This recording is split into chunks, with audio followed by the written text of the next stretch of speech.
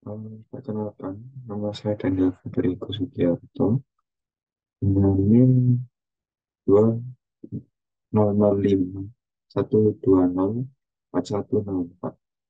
Pada kesempatan kali ini, saya melakukan perbandingan random forest dan adabus dalam memodelkan faktor yang mempengaruhi indeks pembangunan manusia. Latar belakang eh, IPM atau Indeks Pembangunan Manusia merupakan ukuran perbandingan dari harapan hidup, pola huruf, pendidikan, dan standar hidup. IPM menjelaskan bagaimana produk penduduk dapat mengakses hasil pembangunan dalam memperoleh pendapatan, kesehatan, pendidikan, dan sebagainya. Dengan melihat IPM, dapat ditentukan faktor yang paling berpengaruh, sehingga faktor tersebut dapat lebih ditingkatkan lebih optimal guna menaikkan indeks pembangunan manusia di suatu negara ataupun daerah.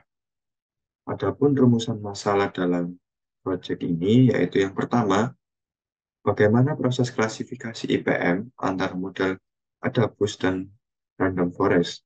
Kemudian yang kedua, berapa jumlah akurasi setiap model baik Adabus dan Random Forest. Dan yang ketiga, model apa yang terbaik dari pilihan Random Forest dan Adabus. Data. Dataset yang saya pakai yaitu dataset IPM yang berupa file CSV atau Excel dengan tampilan berikut. Nah, di dalam tabel tersebut beberapa variabel. Yang pertama, harapan lama sekolah, kemudian pengeluaran per kapita, kemudian rata lama sekolah, dan terakhir yaitu usia harapan hidup serta IPM sendiri. Kemudian, di dalam tahap processing data, eh, terdiri dari beberapa proses. Nah, yang pertama, pengecekan data setiap kolom dengan fungsi info, kemudian pengecekan missing value dan zeros, kemudian menghitung kolom IPM berdasarkan kategori, kemudian keempat, penghitungan rata-rata dengan fungsi describe, dan yang terakhir yaitu plotting bagan untuk visualisasi dataset. Contoh visualisasi dataset sebagai gambar berikut, di mana terdapat IPM, high normal, very high, dan low. Nah, kemudian di dalam model dan parameter, pertama kali yaitu pendefinisian variabel X dan Y, di mana X merupakan variabel independen dan Y merupakan variabel dependen. Nah, di mana variabel X sendiri terdiri dari harapan lama sekolah, pengeluaran per kapita, rata lama sekolah, dan usia harapan hidup. Dan Y yaitu IPM itu sendiri. Nah, setelah dilakukan pendefinisian, dilakukan splitting data, train, dan data testing. Saya menggunakan di sini data train sebanyak 70% dan data tes sebanyak 30% dengan random state 0. Nah, adapun urutan Adabus dan Random Forest sendiri sama-sama memiliki tahapan yang sama, yaitu inisialisasi sebuah model dengan estimator. Di sini saya menggunakan sebanyak 50. Kemudian modeling Adabus dari data training atau random forest juga. Kemudian inisialisasi hasil prediksi dari model dari data testing dengan nama Y prediksi. Kemudian menampilkan hasil prediksi dari data testing. Dan yang terakhir adalah menampilkan nilai akurasi yang diperoleh dari setiap model. Setelah dilakukan modeling, ternyata terdapat hasil akurasi yang berbeda, di mana model Adabus menghasilkan akurasi sebanyak 0,76% atau sekitar 76%, sementara pada model Random Forest yaitu 0,96 atau 96%. Nah, pada berikut, eh, yang pertama kali adalah import library, yaitu import library dari beberapa kategori yang seperti NAMPI, Panda, Smart Public, Sipon, Warning. Kemudian eh, beberapa beberapa library dari Skitlearn, dan ini library yang diupdatekan.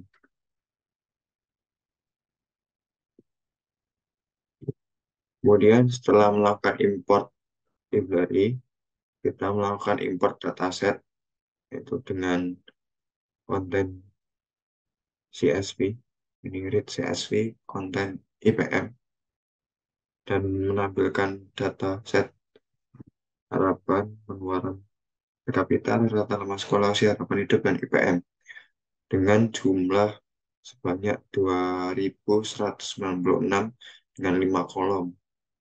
Nah, total observasi sebanyak 2.196. Seperti data preparation, seperti PPT, yaitu pertama kali pengecekan tiap tipe data setiap kolom dengan DF info, menghasilkan non-null dan data tipe. Setelah itu melakukan cek missing value dan zeros. Setelah itu melakukan DF IPM value counts terhadap kolom IPM dengan menghasilkan normal sebanyak 1.128, high 829, very high 146, low 93.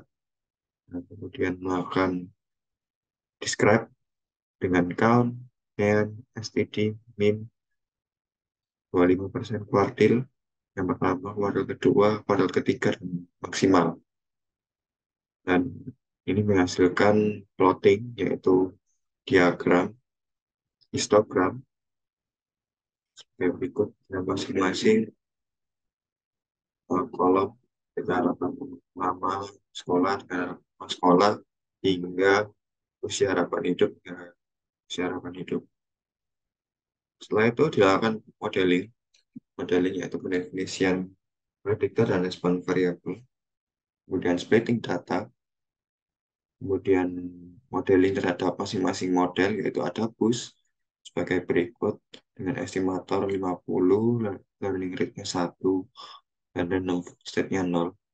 Kemudian melakukan modeling data dari data training, kemudian inisialisasi sebagai berikut, dan menampilkan hasil prediksi sebagai berikut. Nah, ini berikut hasil akurasinya, perhitungannya. Nah, begitu juga sama dengan random forest yang tidak jauh berbeda.